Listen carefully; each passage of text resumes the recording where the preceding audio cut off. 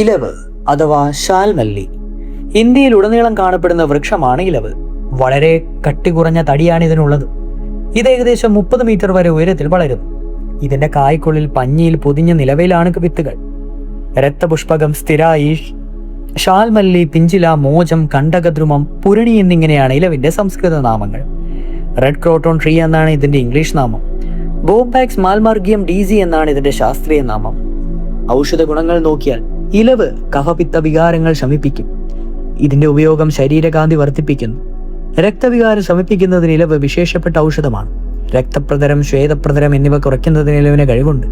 ഇതിന്റെ ഉപയോഗം ആർഷസ് ശമിപ്പിക്കുന്നതിന് വിശേഷമാണ്. ഔഷധ പ്രയോഗങ്ങൾ നോക്കിയാൽ ഇലവ് കഫപിത്ത വികാരങ്ങൾ ശമിപ്പിക്കുമെന്ന് പറഞ്ഞല്ലോ. ഇലവ് മരത്തിന്റെ കറ 3 മുതൽ 6 ഗ്രാം വരെ പാലിൽ ചേർത്ത് ദിവസവും 3 നേരം കഴിക്കുന്നത് രക്തപിത്തത്തിന് വളരെ നല്ലതാണ്. ഇലവ് വ്രണരോപണമാണ്. ഇലവിന്റെ തൊലി അരച്ച് ലോപനമാക്കി വ്രണങ്ങൾക്ക് മുകളിൽ പുരട്ടുന്നത് വ്രണശമനത്തിന് വളരെ ഗുണം ചെയ്യും. ഇലവ് അർഷസ് ശമിപ്പിക്കുന്നതിന് വിശേഷമാണ്.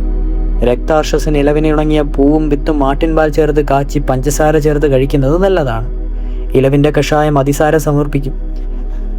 ഇലവിന്റെ പൂമുട്ട് കഷായം വെച്ച് ഇരട്ടി മധുരവും തേച്ച് അതും ചേർത്ത് സേവിക്കുന്നത് നല്ല ഫലം നൽകും.